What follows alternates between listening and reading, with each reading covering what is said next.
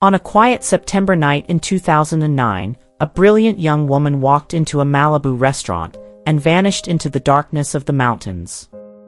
She wasn't drunk. She wasn't violent. She wasn't armed. She was simply confused, disoriented, lost in her own thoughts. Hours later, deputies would release her, alone, into pitch-black canyon wilderness with no phone, no car, no money, and no way home.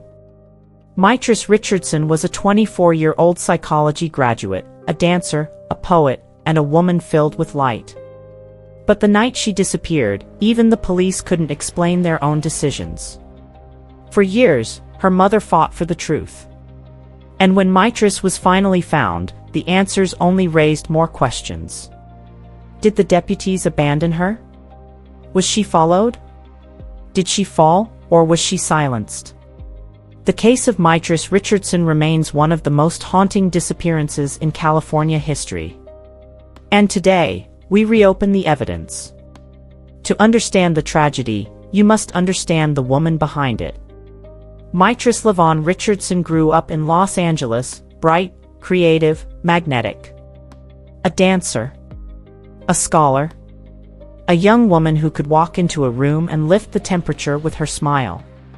She graduated from Cal State Fullerton with honors in psychology.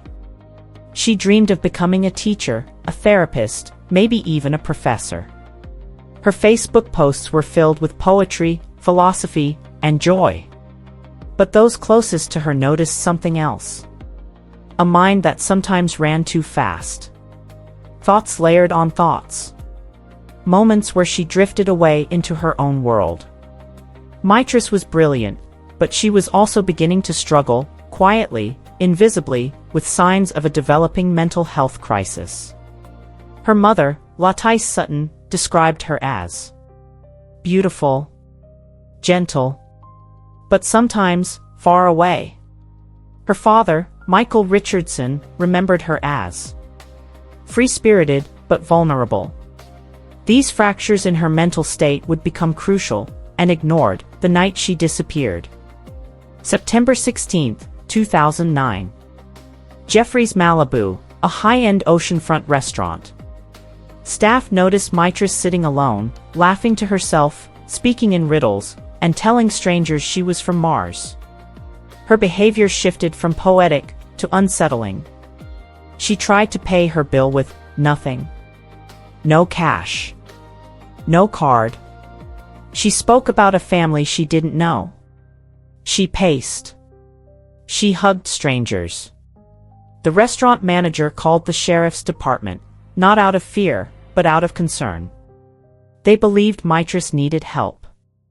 Deputies arrived. Mitrice was calm, cooperative, and clearly disoriented. Inside her car they found marijuana, small amount, her phone, her wallet. But instead of citing her and letting her go home, deputies decided to impound her car. Her mother received a call and was told her daughter would be released that night. Latice begged them, "Please don't let her go. She's not stable. I will come get her. Please keep her there." The deputy responded, "She'll be safe." 12:28 a.m., they released Mitrice. No jacket.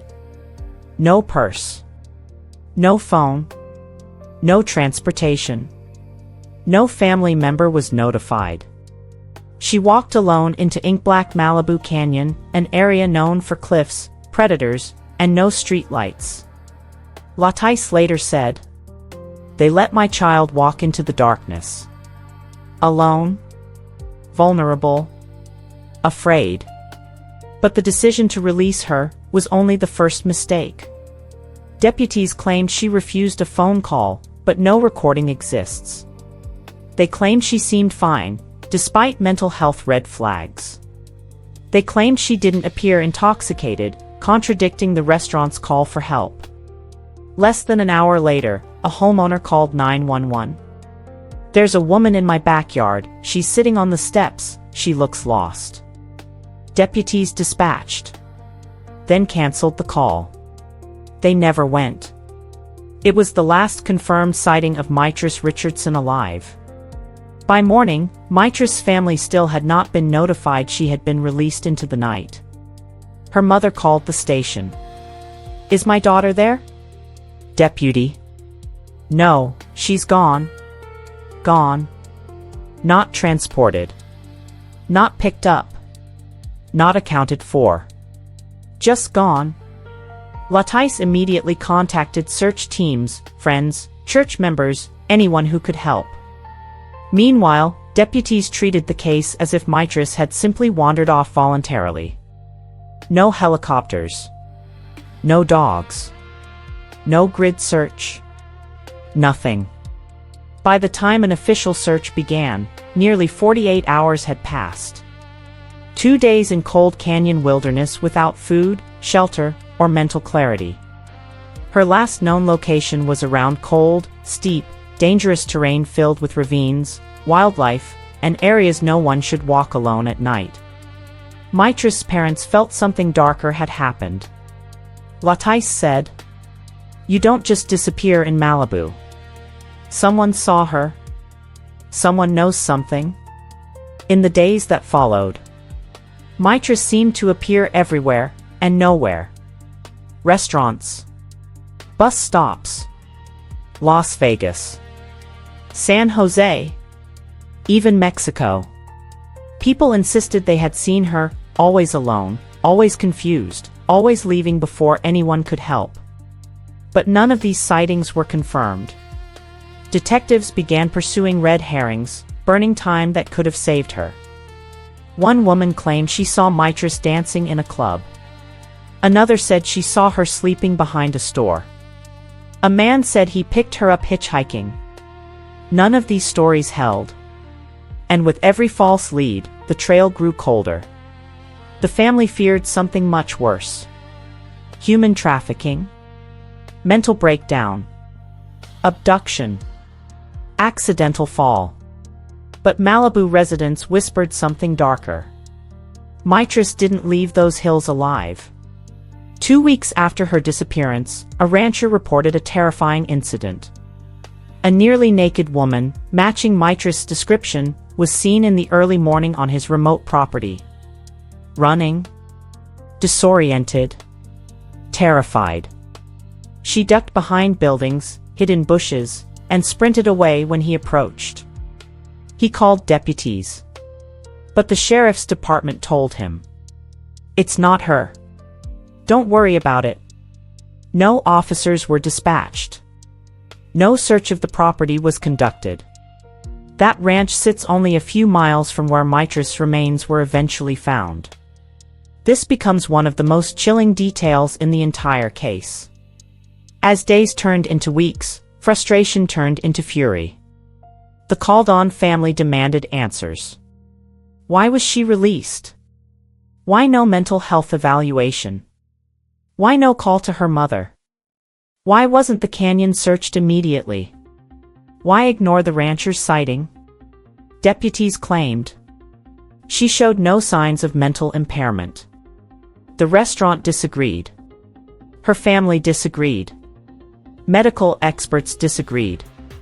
Then came another blow. The station's security footage malfunctioned, just for the hours when Mitrice was there. No video of her being released. No record of her condition. No proof she left alone. The family believed they were being stonewalled. Her father said, "I think something happened inside that station, something they don't want us to see." Rangers were searching a remote area of Dark Canyon, a location described as one of the most inaccessible and dangerous parts of Malibu Canyon. There, they discovered a human skeleton. The torso had been removed from the skull and limbs, not by animals according to experts, but by movement, placement, time, and possibly human interference. Her clothes were found scattered. Her bra was unhooked. Her belt was coiled neatly. And worst of all, her body was found only 1.5 miles from the sheriff's station. The remains were identified as Mitrice Richardson. But the discovery raised more questions than answers. Why was she nude? Why were her clothes arranged neatly? Why were her remains moved? Why did deputies remove the body from the scene before forensic investigators arrived? Why were photos taken and then lost? This violated forensic protocol and destroyed potential evidence.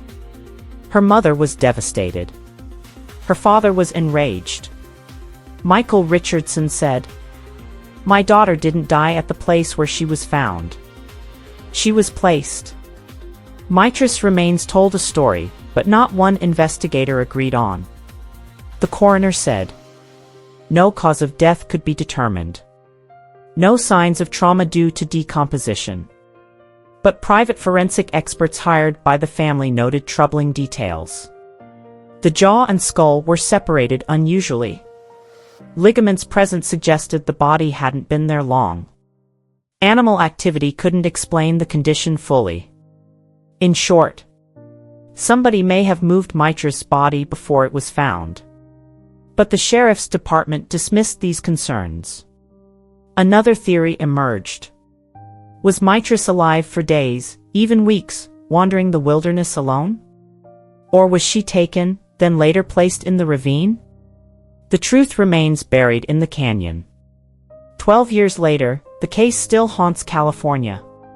She wandered until exhaustion, dehydration, or a fall ended her life.